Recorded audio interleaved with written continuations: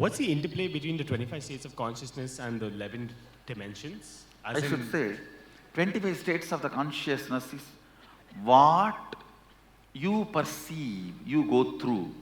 11 dimensions of universe is what universe perceives it is going through. So if you change your state of consciousness, you'll automatically change the dimension you're in, Yes, and vice sure. versa? When somebody moves to Turyatita, he will never be in length. Naturally, he will be more and more in length, breadth, depth, time, space. Surely change of consciousness leads to change of state. But will the change in state actually lead to a change in consciousness as well? If you Yes, both. Both. See, when you change, world changes. When world changes, you change. But will that change has to be regressive? Let's say you achieved Turya Theta to Turya Theta, there's no way you'll actually go back to being deep sleep. I should tell you, the regressive possibility completely disappears the moment you even you enter into Turiya. After that, no regressive possibility. Till Jakrat, there is regressive possibility. But not after the Turiya. When I am in a relationship or I am having a meaningful conversation with somebody, is it just the state in which I am there that will define the quality of relationship or conversation I am having? Or is it that in that state, what is the extent of length, breadth and depth I have? That will decide. No. Actually, the state in which you exist, that decides. Length, breadth, depth is always liquid. It just gets altered the moment you shift that state. Just a simple remembrance of the Guru. The intimate touch, that experience, remembrance, your whole energy will be shifted. The length, breadth, depth will be different. That is why we have in Sanskrit, Smaranat Mukti, just by remembrance liberation.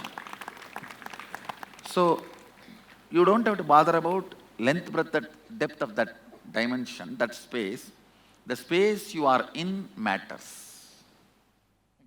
So, the 5 components of these 11 dimensions, are they anyway related to the Panchabhutas? Because they seem No.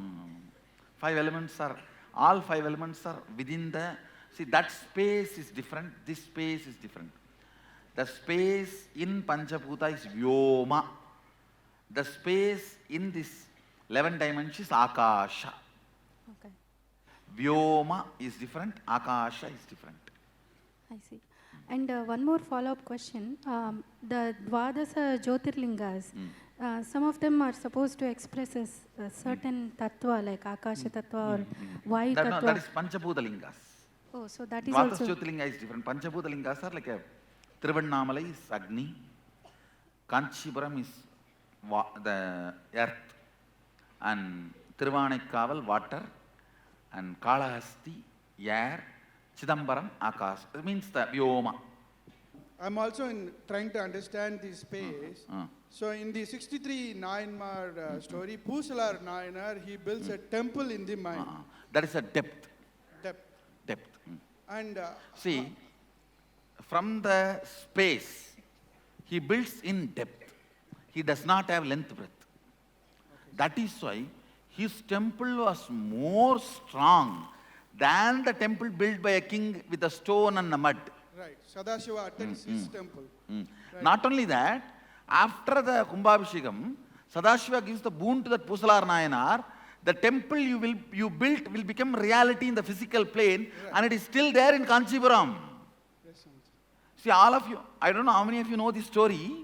See, in Kanchipuram, the temple which was taken out of Pusalar's inner depth and kept out by Sadashiva is still there. You will be surprised. All those pillars and stones does not look like a carved, as if they have been done by some chemical. See, those pillars does not have a chiseling mark. It is done as if they applied some chemical and they made the pillars out of stone. It is still there in Kanchipuram. There is a temple in Kanchipuram which Pusalar Nayanar built in his depth, and after accepting that, Sadashiva makes that into reality and keeps it in the real plane, in the means physical plane. Swamiji, one question. Is there any correlation between the Trayogunas and the states of consciousness? I should say, the whole deep sleep is tamas, and dream and Jakrat belongs to Rajas, Turiya and Turyatita belongs to Sattva. I should say Turiya belongs to Sattva, Turyatita not even Sattva, it's beyond Sattva. Thank you, Swamiji. So my question is, in our Hindu religion, we do take rebirths until we come to a birth where we are enlightened. Yes. And thanks Liberated. to you, I don't have to worry about this birth. So my question is, like in Tamil they say, right, Pullai, Pundai, Puruvai. So we do accumulate karmas to come to this Janma. I want you to shed some light at which stage do we start accumulating that karmas to be here? I should say, to be here means you mean to say in presence of Guru? Yeah, my whole that's whole what. journey. In the presence of Guru starts, the journey starts when you feel whatever you are seeing with 5 senses are not complete. The moment you start doubting the existence or the authority, authenticity of what you perceive through 5 senses and start feeling, at one time this will all go away, this is not going to be permanent. At that moment start seeking, that moment you start accumulating the karmas needed to be in the presence of the Master. Thank you, Swami. But when I was asking, like, I know when we are with our senses, we do certain things, we accumulate the karma. But at which stage do we start accumulating that? Because like, Puruvai, Whenever the muscle memory and biomemory starts building, I should say more like animal bodies, the worm, that level bodies. Okay. That is where the karma starts getting recorded. Okay, and not as plants. As plants, you don't build muscle memory and biomemory. In manifesting reality, you said desires don't manifest, beliefs manifest. So desire is the length and belief is the breadth. Is that? I should say, desire is length, belief is a space of deeper breadth and higher depth. It is the space between the breadth and depth. And because some of your beliefs get into depth. And where does the time factor, time and action come into picture? Like how long does it take? It depends on the depth. If the depth is more, it touches the time. If the depth is less, it is touching the breadth. It's like 5 blocks, one on the another. If the length is too much, it is touching the breadth. If the breadth is too much, it is touching the depth. If the depth is too much, it is touching the time. If the time is too much, it is touching the space. So what decides how long it will take? Intensity. Intensity of belief? No, intensity of your decision, conscious decision. Even belief, you see, I should say, belief is not depth. Your will is depth. Belief does not make depth. Your will makes depth. Conscious will makes depth. And one final question, Swami. Yes. What is the difference between love and devotion? If you know, it is Sadashiva manifesting as my Guru, and this form will lead me to that Sadashivatva, it is devotion. If you think, as of now I do not know anything about Sadashiva, the way he is expressing as my Guru, I am in love with him. Let me just follow. It is love. I tell you, love is great in the beginning, but not enough. It has to ripen to devotion. Only then the ultimate is experienced as experience. Love is great in the beginning, No doubt about it, but it has to ripe into devotion.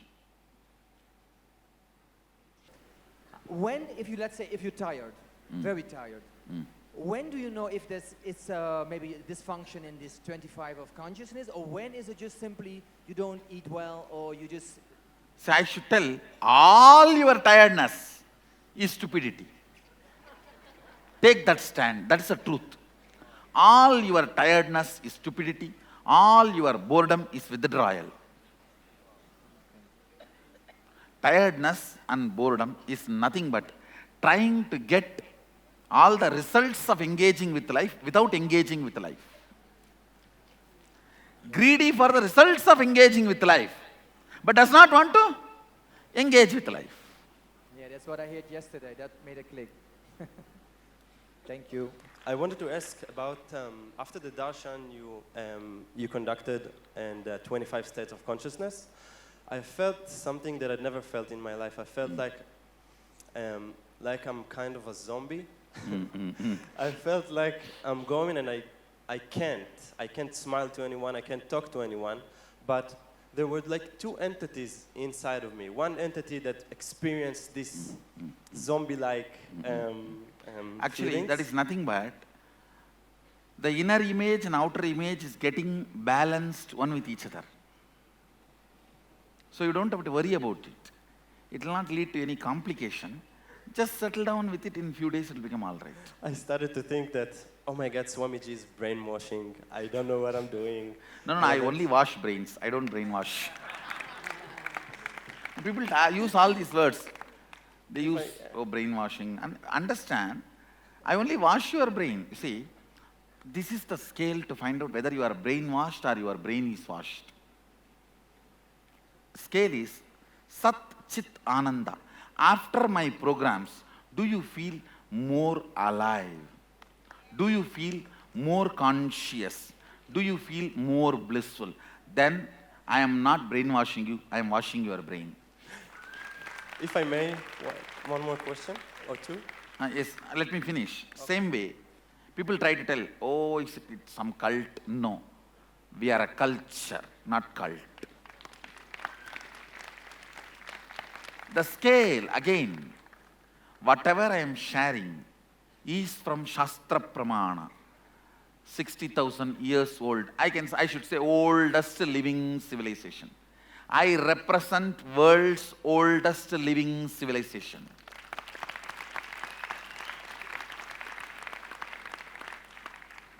I embody world's oldest living civilization's best fruits waiting to be shared with the world.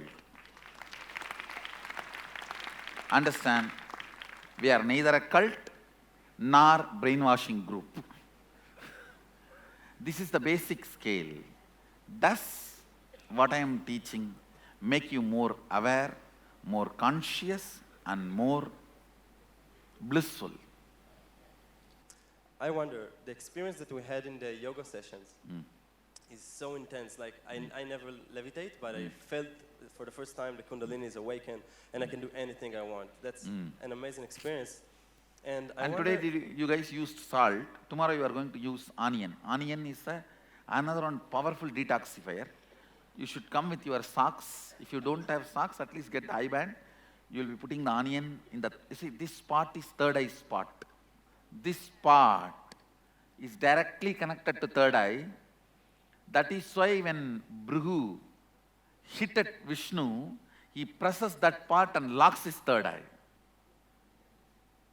This part is directly connected to third eye. So you are going to put the onion on that part and pull all the detox, means the toxins out. Detoxification of third eye, tomorrow yoga. Tomorrow's yoga is mainly for detoxification of third eye. And actually, after we do the yoga, take out that onion. If you smell, it will be exactly smelling like a fluoride. Because fluoride is the very major toxin, attacks third eye. You know how the fluoride will smell. If you pick up that and smell, it will be exactly fluoride smell. As per enlightenment, as per Agamas, what is enlightenment, Swami? Manifesting your consciousness's fullness. For example, if you own this body, manifesting its fullness. If you own this mind, manifesting its fullness. Everything you own, manifesting its fullness is enlightenment as per Agama. Swamiji, I heard gravity is in breadth. So I thought gravity is a law and it should be in the length dimension. I should say, whatever you understand as gravity is not complete. The Newton's theory is not complete. If Newton's theory is complete, levitation can never happen. Levitation disproves Newton's theory. And we have already proved, when people levitate, there is no muscle effort. We have proved with tons of researchers, at least on 100 heads, we have fixed the QEG. When people are jumping, there is no individual muscle effort. You see, when the muscles want to jump, when you try to hop, that records as a muscle effort in your brain. It is not there. Complete, utter, restful awareness. And body is jumping. Yes, Swamiji, I So, experienced it. I should tell you, the Newton's theory is not complete. And maybe in the further, I'll give you more detailed answers, because if I start talking about that, that will take 2-3 hours now. Understand this much, Newton's theory is not complete. Thank you, Swamiji. A question about physical pain and relating it to 11 dimensions. There is acute pain which saves us, prevents from destruction, and there is a chronic pain where... All pain is from length. Length. So it lives in length. So there is no pain in depth. In reality, no pain. All pain is thought current. Okay. Is there agamic studies to help people with pain? More of moving towards the depth and completion, means completion, unclutching, tremendously removes the pain. Just unclutching can help in a very big way to get people out of pains. But how Panchangam has been made, in which dimensions? Actually, there is a clear formula of how things move usually. It matches almost 90%. So based on that formula of the Varaha Mihira, it is done. I should say grahas, all the grahas, the whole thing falls into the dimension of length, breadth, depth.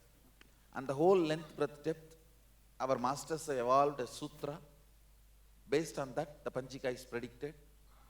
And I don't know whether you guys will be, you guys are aware, in India we have a system called Panchika, Panchanga. A book will be published 1 year before, which precisely tells the date and days of the rain, and still it works.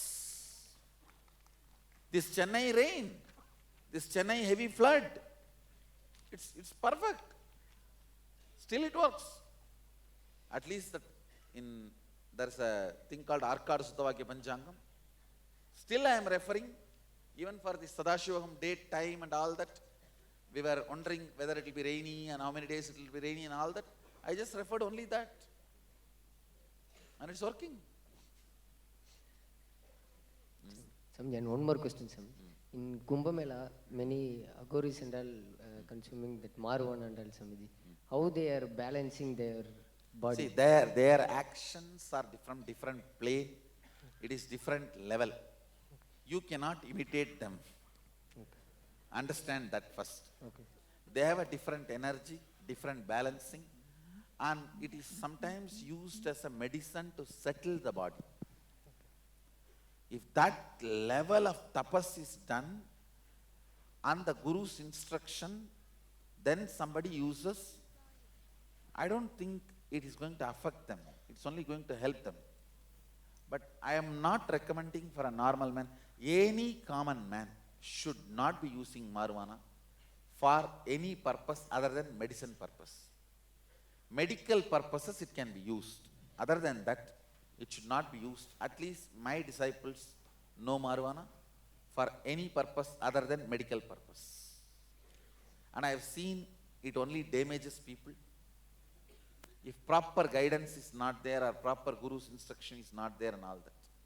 Even Mahanirvani Akkada, I banned it. Whole Mahanirvani Akkada very strictly banned. Other Akkadas, Juna and all use. Mahanirvani I strictly banned. After I started developing a say, means when people have started listening to me, I banned, and Mahanirvani completely banned it. But the Vedic astrology, how is it different if you have classes on it here? Vedic astrology is a very powerful science to predict your future happenings if you are going to continue with the same mental setup. And almost 99% of the people continue with the same mental setup. Even though they think they are going to change, nothing is going to change. Unless the master intervenes and changes it strongly. So it's a very powerful science. Usually it is used to show what is going to happen in the future and support this person to change the mental structure. Masters used astrology for transformation, not for information. You know, you are taking all of us into a state of, really experiencing Turiyatita, 11 dimensions of reality, all that in different ways. I really amazed by that. And then from the 11 dimensions of reality. Ultimately, I am trying to give you all the glimpse. All these are real, not stories. Yeah. It's not Harry Potter story. Harry's Pot story. Yeah. Then yesterday you said, Swamiji. In Hindu tradition, Harry's pot means Krishna's butter pot is considered to be the world. Yesterday you said, Swamiji. And Krishna's butter pot, Hanuman's tail is the universe. And regarding 11 dimensions of reality, you said length and depth. The example given was Ramanuja, because he is unable to establish the reality. Length and depth. Length and depth. No visualization about the steps. Yeah. So that is the breadth, right? So that means what happens in the breadth is the ability to establish the reality? No. Breadth, in the breadth, visualization happens. Right. Visualization is responsible for connecting length and depth. Okay. See, depth is that Mukkur Mahalakshmi. She reveals answers, like a tuck, tuck, tuck. His length is Ramanujam, he catches. Because there is no breadth, he doesn't know how he came to the conclusion. The connection is not there. Okay. Breadth is required. If the breadth was there, then he would have known clearly why he came to this conclusion. Right. And manifesting powers is from the time and space? No, I should say it is from Sadashivatva, the oneness. Okay. See, without even introducing much about the oneness, I am trying to provoke the oneness in you. But if you I have not done much of the, you see, for example, if you have to study oneness in Vedanta, 12 years you have to study. They will start with sadhana sadushtayam, atado brahma jinyasat. It will take 12 years for you to understand. Here all I am trying to do is, even before you understand, experientially you have oneness. I am awakening that. So you start manifesting power. By more and more manifesting power, you understand the theories and philosophies and concepts and truths of oneness. So where it comes in 11 dimensions of reality? I should say space. Yeah, okay. So not time and space, only in space. It's only space, what I am saying. In the soul, individual soul, consciousness is the unit. In universe, space is the unit. In Sadashiva, Shakti is the unit. All three are one and the same.